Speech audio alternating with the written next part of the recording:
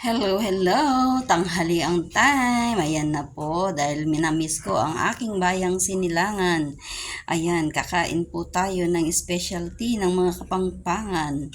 Burong isda. Ayan, nagluto po ako dahil namimiss ko na.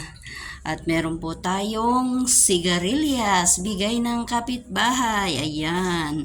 Dahil mabait ka, pinagpala ka, yan, pinagkalooban ka ng grasya.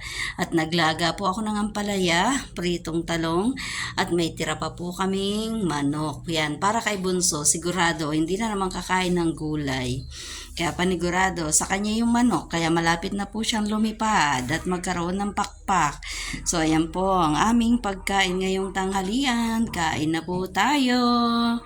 Halina po kayo. Ayan ang aming kanin.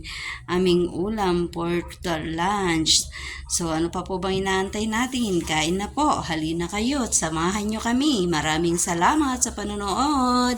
God bless po. Bye-bye and thank you for watching.